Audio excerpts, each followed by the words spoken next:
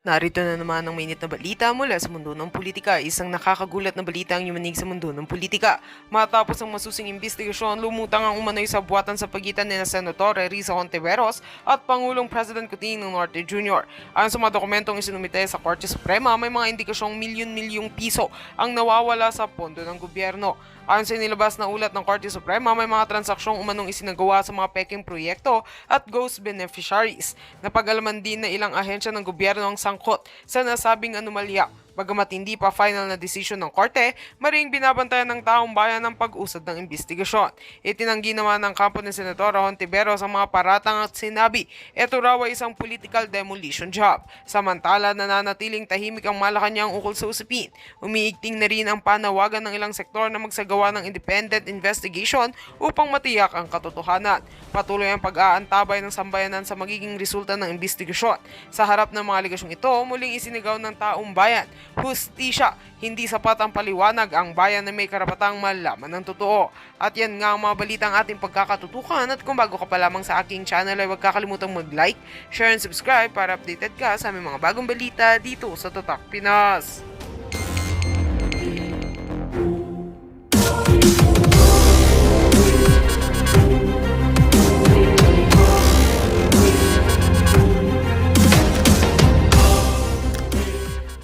Ating Pangulong Duterte ay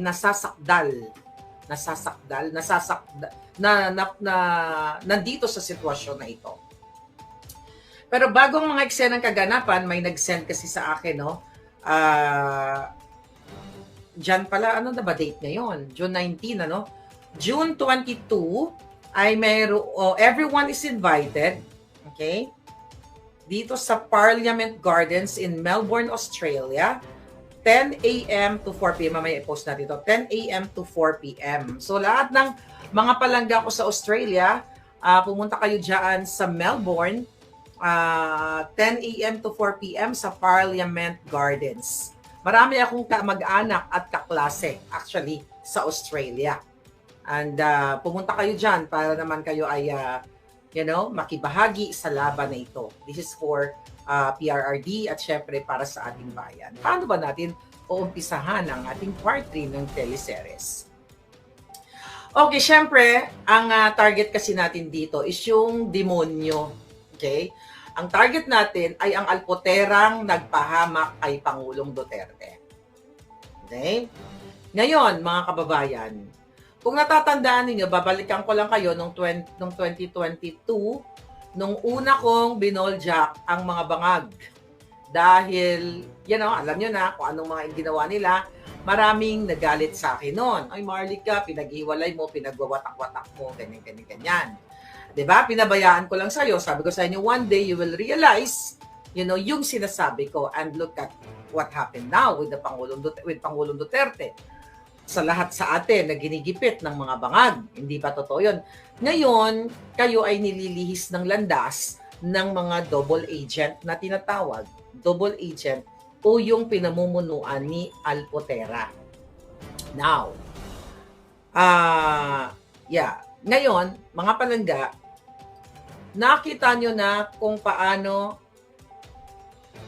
madam, bakit ba nila ayaw kay Ma'am Hanelet? Ito nga, isa-isahin natin yung mga pinapakalat ni Alpotera ngayon. Number 1, inilabas natin sa inyo kung ano yung naganap doon sa The Hague, kung bakit nagkagulo-gulo. Ulitin ko po, ang issue natin, it's not about personal ni Pangulong Duterte. It's about personal na kadyutahan ni Alpotera. But ito lamang ay kailangan yung malaman dahil nga siya ang punot dulo ng kadyutahan kung bakit nagkakawatak-watak o nagkakaaway-away ang mga tao sa The Hague. Yun ang titignan nito. At mamaya masusurpresa kayo. At mag-iisip kayo, tutulungan ninyo ako. Oo nga, So mamaya na yon.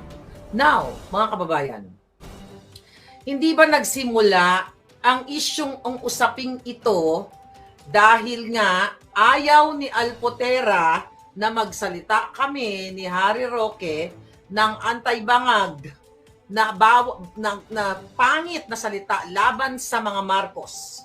pangit na salita laban kay Amy Marcos na nagbigay ng lechon o kino-question ko nga at ng pakimkim doon sa dahig. Doon tayo, wag kayo lumayo. Yun ang issue. Alright? Yun ang issue. Doon po nagsimula ang lahat. Tandaan ninyo, bago pa ako dumating sa second time na pumunta ako doon, nag-aaway-away na yung mga iro ni Alpotera. Okay? Nag-aaway-away na yung mga minamantikaan niya. Yung mga bunganga galing sa maybe more than 30 kasi yung 30,000 euro na sinasabi ni na pinagmumudmud doon ayon sa ating informante during the time yon nung bago mag-birthday si Inday Sara. Wala pa yung una nang pumunta, wala pa yung mga binibigay dun sa mga iro na mga ngetpa. Huwag po tayo lumihis sa issue.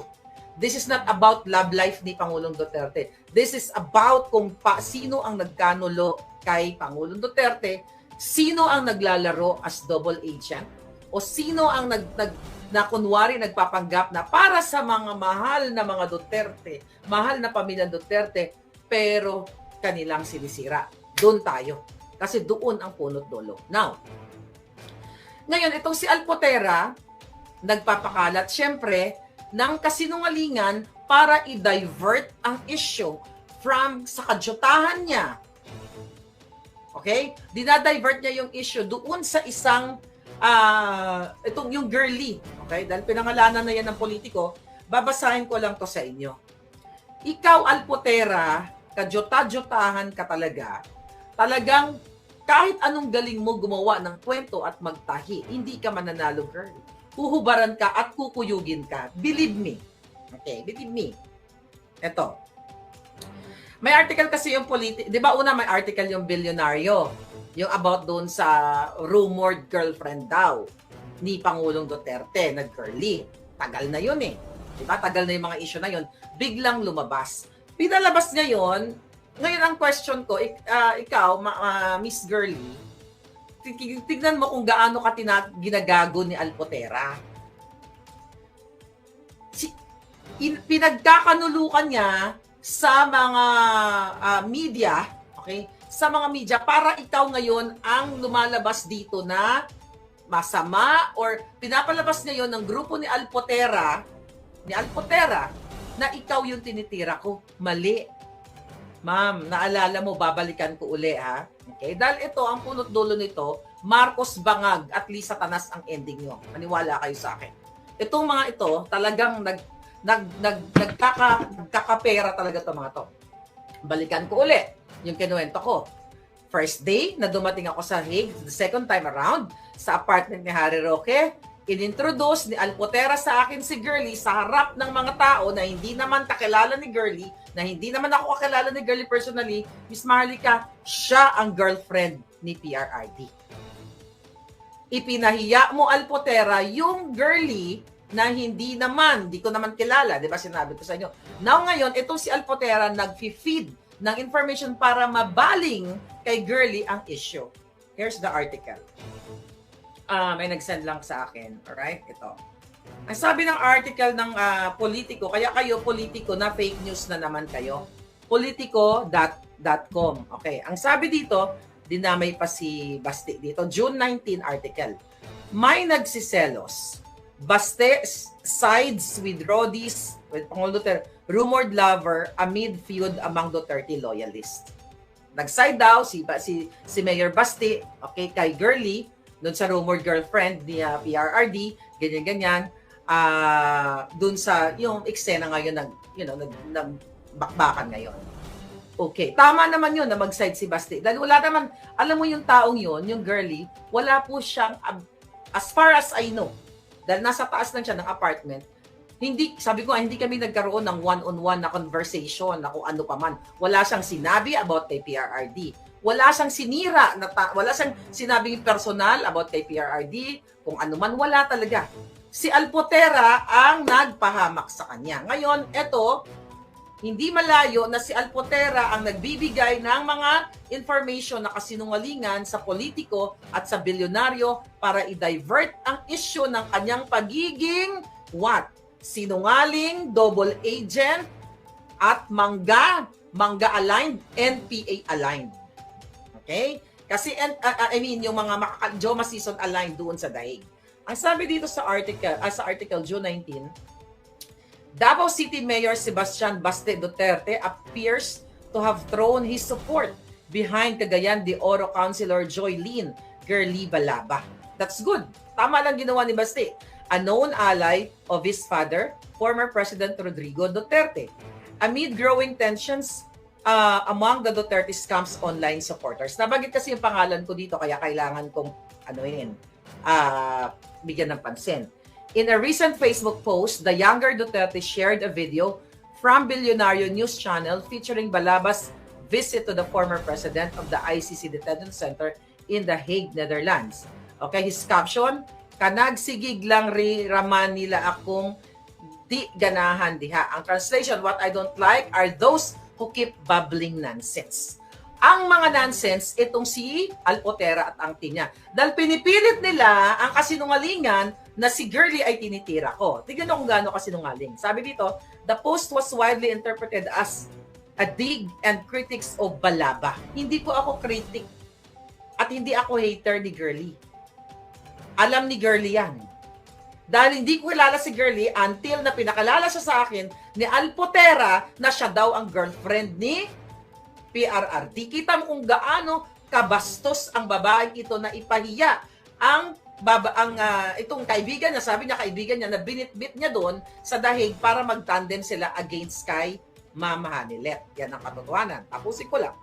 The post widely interpreted as a dig critic of Balaba, particularly online personalities who have recently attacked her. I never attacked Girly. Kung nakakapalo kayo sa vlog, kasi gumagawa ng kwento si Team Alpotera, never ko inattack si Girly. Wala po ako. Ang sabi ko nga, di ba, naalala nyo, kawawa naman dahil ipinahiya niya doon sa mga iro niya, doon sa dahig, sa harap ng mga iro niya. Okay. Among those echoed Sebastian's sentiment was Duterte supporter. May nag-post daw na Duterte supporter who posted a similar video with the caption, "Buti pa si Girly Balaba, friends ni BPSB, ni BPSD. Ang iba dyan nga." Okay? So ngayon, ang sabi dito, the show of support for Balaba comes as vlogger Claire Contreras, known online as Maharlika, continues her online tirades against the councilor. Fake news kayo, politiko. Fake news. So ang nagbigay nito ay si Alpot. Si Alpotera ang nagbigay ng information. Never kong inatake si Miss Girly. Naawa nga ako sa kanya, ipinagtanggol ko nga siya dun sa harap ng mga iro nung sinabi ni Alpotera na, "Ma'am Marlica, si Girly girlfriend ni PRRD."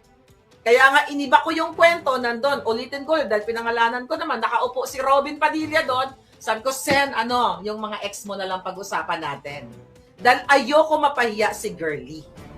Okay? Ayoko mapahiya. Yan ang totoo. So, itong mga balita na to, si Alpoterang duwag na bigatla ang nagfe-feed nito. So, syempre, yung mga team niya, talagang wala tayong magagawa dyan. Pinakikinabangan niya, so pinakikinabangan siya, kailangan nilang mag-reciprocate. Okay? Hindi kailangan nilang mag-reciprocate sa kanilang Alpotera. Dahil nag-admit naman sila na sila ay Team Alpotera. For the record, kahit balikan niyo yung video ko, hindi ko inatake si Miss Girly Balaba. Wala nga akong idea kung sino siya until nga na pinakilala ni Tony Alpotera. Now, balik tayo sa real issue. Okay? Natatandaan ninyo nung March 11, nung kinidnap, okay? Nung kinidnap ang Pangulong Duterte. Okay? Mula sa Hong Kong, nag-travel ang Pangulong Duterte sa aeroplano pa lang. Nak-witness na lahat yun. Okay? Bago ako magsalita, nag-verify muna tayo ng information. So may tinanong tayong tao, ano ba talaga ang nangyari? Personal knowledge nila ito. Ano ba talaga yung nangyari doon sa airport? Kasi wala tayo doon Hindi natin alam yung mga behind the scenes. Ano po ba talaga ang nangyari? So ang nangyari mula doon sa airport, dyan sa Pilipinas, pagtungtong ng Pangulong Duterte, ay binitbit na ng mga demonyong Marcos Bangag Police officers sa pamumuno nila Torre ang Pangulong Duterte at sa likod idinala at binyahin na nila doon sa parang minibus para dalhin ang Pangulong Duterte sa Villamor Air Base. For the record, mga kababayan, ayon sa ating informante na nandoon sa minibus, kasi binerify ko, nandoon ba si Alpotera sa loob ng minibus o yung service, yung bus na sinakyan mula airport, mula Ninoy Aquino International Airport na papunta sa Villamor Air Base. Ayon sa ating informanteng lalaki, wala ma'am. Kami-kami lang ang pamilya ni PRRD, si Kitty, si Ma'am Hanilet. Sabi ko, sigurado ka ba? Sigurado ka bang wala si Alpotera doon? Wala po. Kami lang, sila ES, yung ni Pangulong Duterte, yung si Romeo ba yun? Yung nakita ninyo doon sa Villamor Air Base. Okay, fine. Kasi ayoko magsalita nang manghuhula tayo. Kaya kailangan natin extract yung mga information. Okay, fine. Okay. So, nung dumating po kayo, sabi ko, sir, nung dumating po kayo, sir, doon sa, kasi ang dami na nagbibigay sa atin ng information eh. Ito kasi mga behind the scene, hindi yung nalalaman. Sabi ko, sir, nung bumating kayo doon sa Villamor Air Base, nakita namin si Ma'am Hanilet. Kita niyo yung video. Si Kitty, di ba? Ando doon si Delgra. Ando yung mga abogado. Ando doon si ES. Di ba? Nag-ginagang up na si Pangulong Duterte. Ginagang up si Hanilet. Ginagang up si Kitty. Nakita niyo yun. Hindi ko na kailangan magpaliwanag. Okay? Sabi ko, sir, nandoon ba si Alpotera? Wala po, ma'am. Okay? Ang nandoon lang, nurse. Kasi kung nandoon si Alpotera, definitely nakita natin doon sa holding area. Now, okay? Kaya kailangan yung tulungan talaga ako dito, mga palangga. Okay? Maganda ito. Mahaba-haba ito. Now, yung kausap ko na nagbigay sa akin ng information about this, okay, kanina, dapat kaya na pa tayo mag-vlog. Nagising ako, may senior ako dyan. Sabi ko, sir, kailangan ko intindihin para may paliwanag natin sa mga kababayan. Baka mamaya, magsasalita ako dito, tapos mali pala. Hindi, ma'am. Wala talaga si Alpotera sa loob. Okay, fine. Nakita nyo ba si Alpotera doon sa holding area? Wala. Diba? So ngayon, ang nangyari pala, mga kababayan, nakita nyo nung nagkakaroon na ng commotion doon, ginagang up nila si PRRD, dumating ang mga abogado ni doon, kung mapatatandaan ninyo, 'di ba? Naghahabol ng mga documents para sa sa Supreme Court, pumunta si Inday Sara. Ito ang tanong ko sa inyo. Naalala nyo?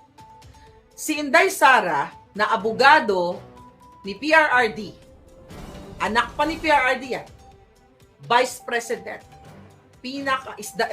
second to the highest, 'di ba? Leader ng bansa, Vice President, hindi siya nakapasok. Okay? Hindi siya nakapasok doon sa Villamor Air Base. Pero bakit? Ito yung tanong, okay, ng informante natin. Bakit itong si Alpotera nakapasok doon sa Villamor Air Base at nag-abot ng Rosario? Nakita ninyo? Ngayon, bakit si Alpotera, ang sabi niya kasi protocol eclabush, di ba? Ganon. Ganitong mga dramatization. Pero wala siya dun sa loob ng bus, hindi siya kasama. Ayon sa ating informante, wala din siya dun sa loob ng holding area. So yan ngayon ang tatanong natin, kung si Vice President Inday Sara na anak hindi pinapasok ng mga buwaka ng ina, katulad ni Torre, okay? Pagdugtong-dugtongin niyo yung dance. Bakit si Alpotera nakapasok doon? Na isang yaya, yun ang niya yun ang role niya doon, yaya. Wala man niyang alam, boba yan, nakausap ko. Yung mga pinopost niya, it's either AI o may nagsusulat sa kanya. So, hindi siya matalino. Boba, walang personality, daw na magsalita. Baka kipay lang ang puhunan. Okay? Now what? Ang question, paano nangyari? Ang question nyo ngayon, sino anong pangalan nun? Sa grupo ni Torre, sino sa grupo ni Torre ang nagpapasok kay Alpotera para mag-abot-abot ng Rosario? Yan ang malaking tanong. Yan, hindi ko yan masasagot. Kayo ang magsasagot niyan. Bakit si Inday Sara ngayon? Okay? Si Inday Sara, nung March 11, hindi pinapasok. Meron niyang sinabi dito. Ang sabi ni Tore. Balikan natin yung mga event. Okay. Ang sabi nga dito, hindi yan. Okay, Tore. Okay, Inday Sara, ano na ba yun? Okay. Inday Sara. Okay, ganda. Dahil lang, hanapin ko lang yung article, naka-ready na yung kanina. Here we go.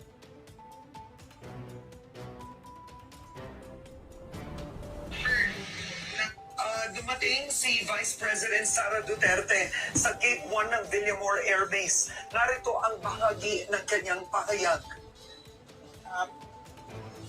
PNP ang in charge at siya ang nagsasabi kung sino ang pwedeng pumasok at hindi pumasok. Kausap namin yung... Nakita niyo sabi ni Inday, ang PNP ang nagde-decide kung sino ang pwedeng pumasok at hindi pumasok. Hindi pwede papasukin. Ang aming ICC lawyer and sinabi niya, this has never happened before. At sinabi niya na it's craziness. Okay, balikan nyo na lang issue na yan. Yun lang yung tanong ko sa inyo. Sino, kung hindi kasama si Alpotera from the airport, kasi ang kasama ni Pangulong Duterte, pamilya niya lang. Sino yung pamilya? Si Hanilet, si Kitty, at yung mga abogado. Ngayon, ang pinapalabas ngayon ng grupo ni Alpotera, single daw si PRRD. Huwag muna tayong tumalon doon sa single. Okay? Huwag muna tayong sulat ko lang para hindi ko makalimutan. Kasi you have to use your mind here, darling. Ngayon, ang tanong natin, sino ang nagpapasok kay Alpotera? Bakit si Inday Sara hindi pinapasok ni Tore? At ng mga pulis nagigil kay Pangulong Duterte na dalhin sa dahig. Hindi nyo nakita si Alpotera kung siya ay yaya o protocol eclabouche doon sa holding area. Bakit wala siya doon? Bakit ang nakikipaglaban si Hanilet at si Kitty? Bakit wala siya doon? Kasi wala naman siya talaga doon. Yan ang totoong kwento. Wala siya doon, hindi siya kasama sa bus, at hindi rin siya kasama sa holding area. Ang missing piece na naman ngayon sa ating Alpotera teleseries, sino ang kasabwat ni Alpotera sa Bangag Administration, bakit ganun lang siya kadali na makapasok, mga kababayan, sa Villamor Air Base? Alam nyo, I'll tell you something. I think nag-ano kami niyan, nagla-live kami nila Harry Roque, di ba, nagla-live tayo dyan. Ang sinasabi ko pa nga doon, na behind the scenes, sabi ko, pwede ba, sa group chat, sa dami ng group chat, sabi ko, pwede ba humiga kayo sa runway? Di ba? Humiga kayo, higaan ninyo para hindi makapasok. I think yung grupo nila Alpotera, sinabihan ko yan not ni Alpotera, yung mga nagtatanggol sa kanila. Okay? Sabi ko doon sa group, pwede ba? Sabi ko, sis, sabi ko ng ganon, harangan nyo yung runway, humiga kayo lahat dyan. Di ba? Para hindi makuha si Pangulong Duterte. Ang sagot niya sa akin ay, ma'am, hindi kami pwede makapasok doon. Which is understandable yun. Naintindihan naman natin. Kaya nga sabi ko, bakit nakapasok si Alpotera? Sino ngayon ang may hawak kay Alpotera? Dahil ngayon, pinagtatanggol siya ng mga mangga-aligned, Marcos-aligned, or double agent na mga kakampi niya. Kasi nga, ang nagsimula, sabi nga nila, lahat ng bagay na nangyayari sa atin ay may dahilan. So nakita natin doon sa dahig nag-umpisa yung utos ni Alpotera na hindi ka pwede magsalita sa mga Marcos, hindi ka pwede magbangag-bangag doon sa event na yon dahil nandoon si Amy Marcos. Sinabi ko naman sa inyo, di ba, na okay?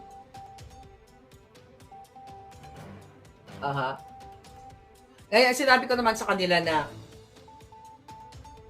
alam nyo, mga palangga, itong mga double agent na tinatawag natin, dito kayo matakot. Kasi hanggat pinagtatanggol nila si Amy Marcos na hindi niya kayang kantiin ang kanyang kapatid, doon kayo magdududa. Magaling po mag-alaga si Amy Marcos. Kinuwento ko na sa inyo niya. Kinuwento ko na yan, lalo na kung ikaw ay dugyot at kailangan mo ng pera katulad ng tagapagtanggol niya, talaga namang mag-e-enjoy ka sa perks na binibigay ni Amy Marcos. So kung mahal nyo ang Pangulong Duterte, kung totoong naniniwala kayo kay Duterte at sa pamilyang Duterte, gamitan nyo ng utak ninyo dahil si Alpotera ang punot dulo ng kwentong ito.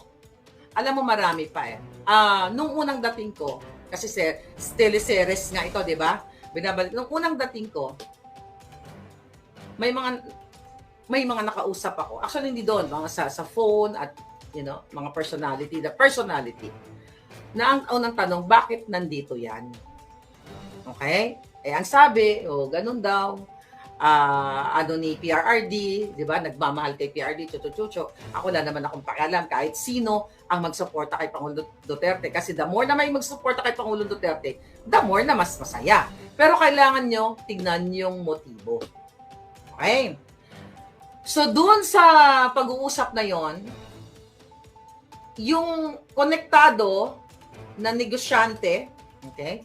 Yung konektado na negosyante na part owner ba siya? Doon yung part owner ba or may share ba siya doon sa eroplano? Sa charter na nagdala kay Pangulong Duterte. May lumabas na yun na issue na itong si Alpotera ay tao siya ng negosyanteng ito at pinoprovidean siya financially para mag-spy o mag-report kung ano ang nangyayari sa dahig.